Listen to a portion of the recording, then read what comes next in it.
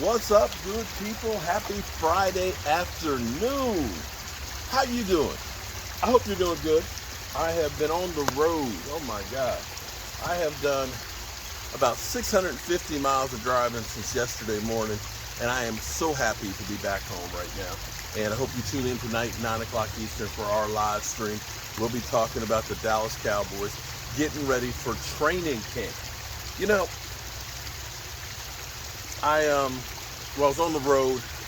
I saw about Amari Cooper talking about CeeDee Lamb and saying that, CD is ready to be a number one, but kind of threw doubt, of course, with Kellen Moore. That Kellen Moore, of course, has to feature him, kind of letting you know that don't blame me for what happened with the Cowboys, the reason why I only had 860 yards. Look at Kellen Moore, who chose not to really feature me. Interesting.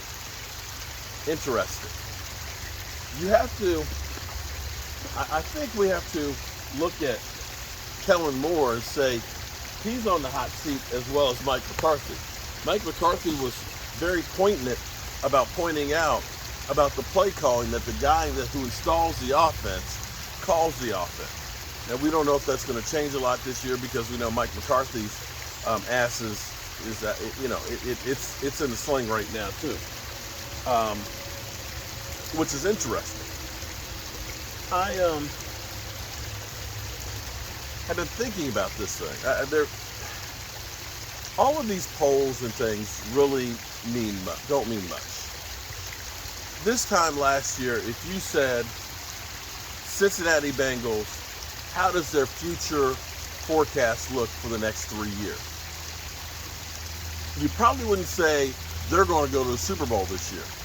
You probably wouldn't have, because you were talking about a team that was 4-12 or 6-10, and having had those records the way they were, the coach was on the hot seat.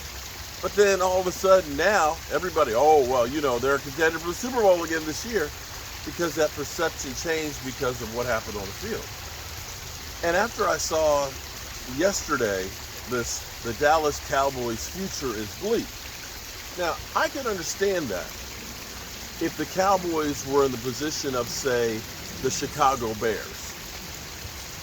The Chicago Bears, having to had bad teams for several years now, okay, made some moves that you look at and say didn't quite work out. The big trade for like Khalil Mack didn't really help them much.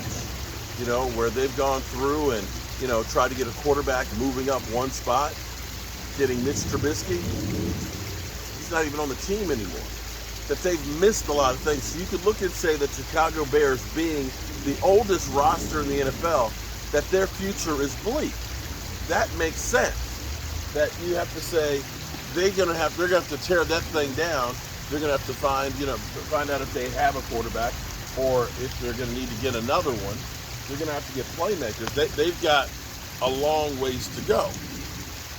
Now, when I look at the Cowboys, I'm trying to understand why it's so bleak. Dak Prescott's not a 40-year-old. He's relatively young. Now, I get it. Zeke Elliott is getting older. You do have a young running back in Tony Pollard, but Tony Pollard, may be going, and if he does go, he'll sign a contract someplace else that'll help bring back more draft compensation. But what I really look at is you've got a foundation of a lot of young guys between Michael Parsons. He may truly be what the term generational talent. You've got Diggs, who looks to be the real deal. I know he gets trashed a lot. You've got a quarterback, which is the biggest problem most people have. You still have a Zach Martin that is still perennial All-Pro. Possibly may have another cornerstone offensive lineman in Tyler Smith. And you seem like you have a decent one in Terrence Steele. And you look at this and say, well, CeeDee Lamb could be one of the top wide receivers. As I look around the NFL, the Cowboys actually have a lot more really good players than most teams do. I'm not saying that they have more talent than anybody else. I'm not. But I'm saying they've got some real, I mean, it's not like we're saying that they've got the worst offensive line or they got the worst running attack or they don't have a quarterback. And they have a division that hasn't exactly been like the NFC West or the AFC West this year. So I don't understand how, first of all, I don't understand how you can try and forecast 2 to 3 years down the road, because they can't forecast who's going to go to the Super Bowl this year with any certainty. Nobody forecasted Cincinnati going there this year. Nobody. Nobody.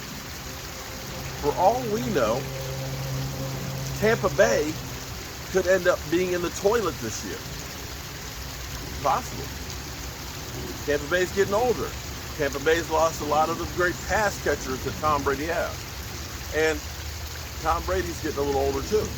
It could happen.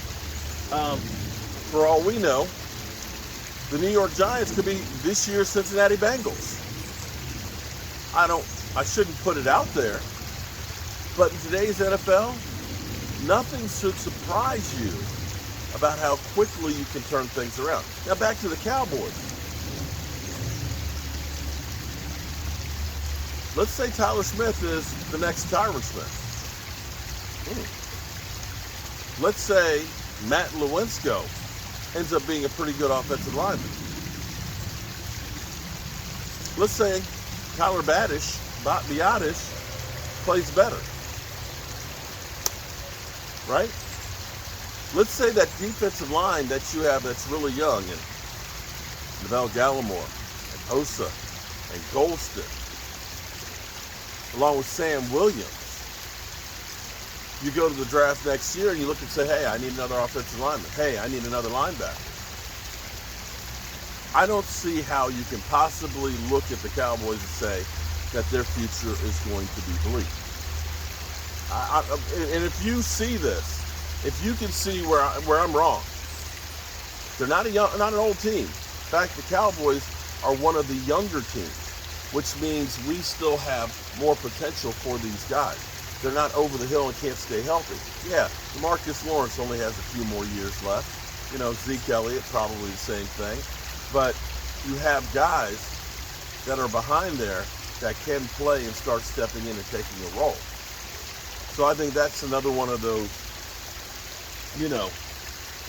bullshit ass clickbaits to get us talking about it as we get ready for training camp. Got leaves in here. I don't know how I got the leaves in here. Anyway, I'm happy to be home. I got some work to do for Primetime Phil. And I will catch you guys on the flip side. Hope you're having a great day, and I'll see you soon.